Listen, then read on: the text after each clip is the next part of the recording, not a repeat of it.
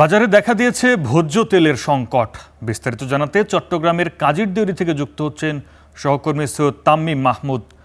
তামিম, সম্প্রতি বাণিজ্যমন্ত্রী বলেছিলেন দেশের সব নিত্যপণ্যের পর্যাপ্ত মজুদ আছে, তারপরও কেন বাজারে ভোজ্য তেলের সংকট? ব্যবসায়ীরা কি বলছেন, আর প্রশাসনের নজরদারি দেখছেন কি? চট্টগ্রামের কাজিরদেউরি বাজারে সেখানে সকাল থেকে আমরা বেশ কয়েকটি দোকানে গিয়েছি এবং তারা যেটি বলছে, ভোজ্য তেলের যেই সংকটের কথা বলা হচ্ছে সেই সংকট কিন্তু আসলে তেমন একটি পড়েনি। তবে যেটুকু চাহিদা তার চেয়ে কিছুটা কম পাচ্ছে। তবে খুচরা বাজারে যে দাম বাড়ার একটা প্রবণতা আমরা গত কিছুদিন ধরে দেখেছিলাম, তা কিছুটা কমে এসেছে বলে তারা জানিয়েছে। তবে খোলা যে সয়াবিন তেল, সেই খোলা সয়াবিন তেলের দাম কিন্তু এখনও অপরিবর্তিত রয়েছে, যেটি গত সপ্তাহ থেকে আমরা দেখেছি প্রায় মন প্রতি 150 থেকে 180 টাকা পর্যন্ত কিন্তু বেড়েছে। এছাড়াও বেশ কিছু জায়গায় আমরা দেখেছি যে বোতলজাত যে সয়াবিন তেল, সেই বোতলজাত সয়াবিন তেলের দাম কিছু কিছু জায়গায় কিছুটা বেশি নিচ্ছে।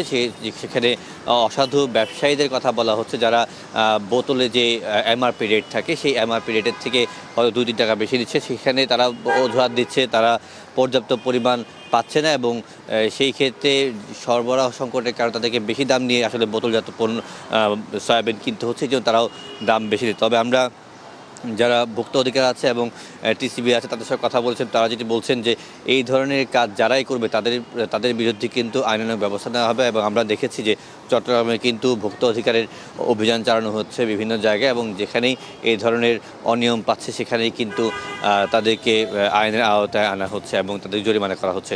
তবে একটি কথা বলে রাখি, তথ্য যদি বলি, চট্টগ্রাম বন্দরে বহির্নোঙরে কিন্তু প্রায় 11টির বেশি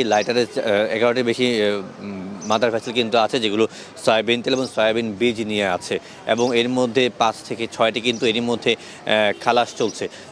তারপরেও এই ভোজ্য তেলের বাজারে যে অস্থিরতা তৈরি হচ্ছে, সেই জন্য আসলে এক ধরনের সিন্ডিকেট ব্যবসায়ীর কথা বলা হচ্ছে। এবং এখানে আমরা দেখেছি বেশ কয়েকটি প্রতিষ্ঠানের নাম উঠে এসেছে বিভিন্নভাবে, যারা আসলে এই ভোগ্য পণ্যটাকে এই রমজানের শেষ সময়ে এসে সয়াবিনের যে পরিস্থিতি তারা একটি ঘোলাটে করার চেষ্টা করছে বলে একটি প্রতিবেদনও প্রকাশ করা হয়েছে। এছাড়াও আমি যদি একটু বলি, চট্টগ্রামের যে সেই খাতুনগঞ্জে বাজারের সাথে আমরা কথা বলছি, যারা পাইকারি ব্যবসা করছেন তারাও যেটি বলছেন, যুদ্ধ পরিস্থিতির কারণে যে ডিজেলের সংকট দেখা দিয়েছে, সেই ডিজেল সংকটের কারণে পর্যাপ্ত পরিমাণ গাড়ি আসলে তারা সরবরাহ করতে পারছেন না। সেই কারণেই তারা বলছেন যে যেহেতু গাড়িটা পাচ্ছে না, সেই গাড়িগুলোর সাথে যেহেতু পাচ্ছে না, সেহেতু তাদের কস্টিং বেড়ে যাচ্ছে এবং খরচ বাড়ার কারণেই তাদের এই ধরনের ভোজ্য তেলের যে দাম সেটি বৃদ্ধি পাচ্ছে বলে তারা আমাদের জানিয়েছে। তবে দ্রুত এই সংকট কেটে যাবে বলেও তারা আশা করছেন। এই ছিল চট্টগ্রামের কাজিরদেউরি বাজার থেকে আমার কাছে সবশেষ সংবাদ। ধন্যবাদ তামিম।